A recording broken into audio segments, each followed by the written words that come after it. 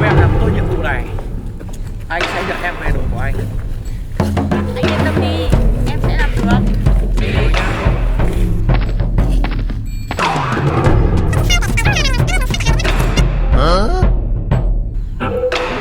Đến giờ làm việc rồi. Anh cho em 1 phút. Yes. Jenny, đừng nói với tớ là cậu đã gia nhập đội của LTN rồi đấy. What? Tớ không còn cách nào cả, tớ phải làm việc đấy để cứu lấy gia đình của tớ. Thế cậu đã quên lời hứa năm xưa của chúng ta rồi sao? Tớ xin lỗi, với tớ gia đình hiện tại là quan trọng nhất. Nhưng thứ khác với tớ bây giờ không còn quan trọng nữa. Gia đình tớ là quan trọng nhất. Oh yeah. Chẳng nhẽ cậu lại muốn phá vỡ lời thề của chúng ta hay sao?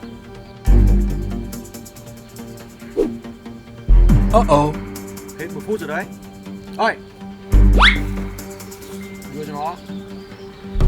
Yes.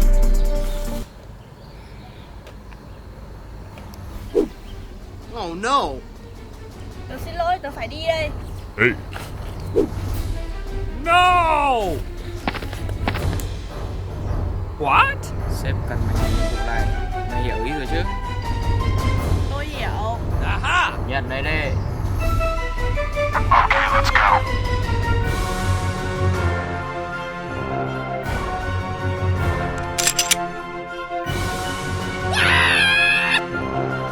Huh? Oh no. Jenny, đừng, đừng.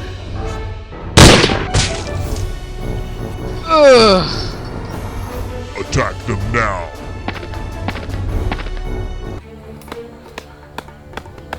Em làm tốt đó. Nice. Từ giờ em chính thức được gia nhập đội của LTN.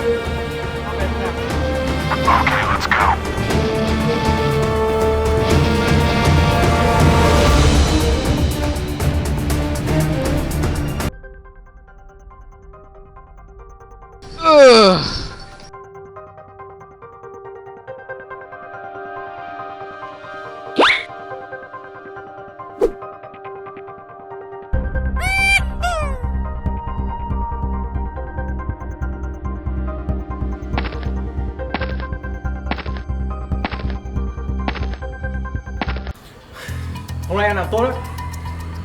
Từ giờ thì em sẽ được gia nhập đội của anh. Chúng ta sẽ cùng ăn và ngủ ở đây. Và đây cũng sẽ là căn cứ chúng ta đấy. Chúng ta sẽ cùng nhau phát triển từ giờ đến sau này luôn. Sẽ phát triển nó đi để thống trị thế giới này. Em đồng ý chứ? Yes.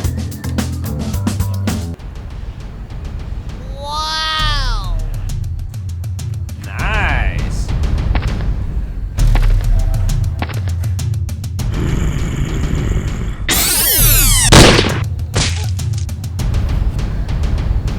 Không ngờ một người bạn thân như Jenny mà lại có thể phản bội mình như thế được. Nhưng mình không thể để bọn LTN phát triển. Mình phải tìm cách ngăn chặn bọn chúng lại mới được.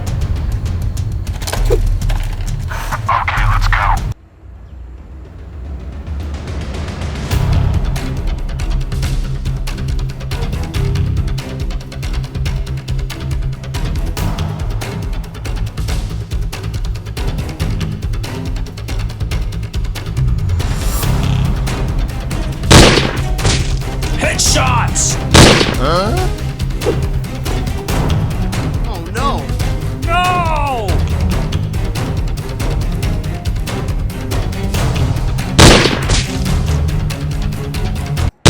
Hey! Wait, what?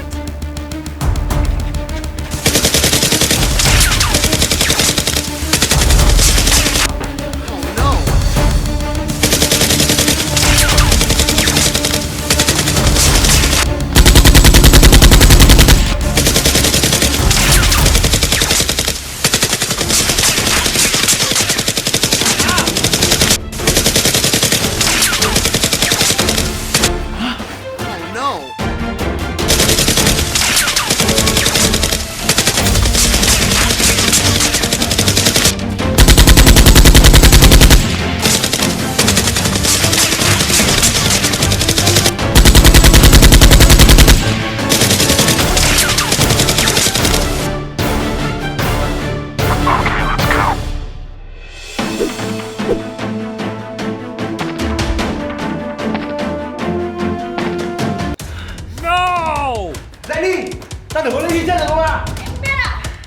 no. Thế bây giờ mày xử lý tôi nào?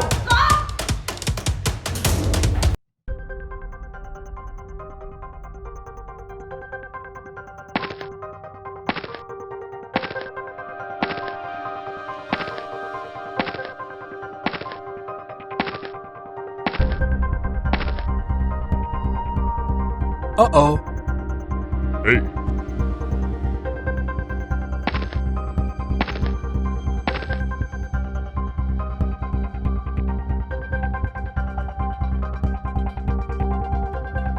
Oh no.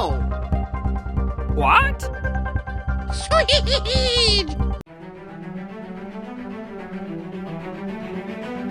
No! Dậy đi! Giờ lúc em phải biết làm gì rồi đấy!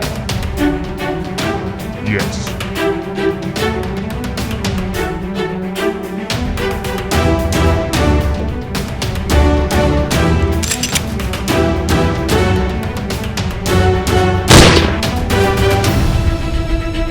Ha ha ha ha!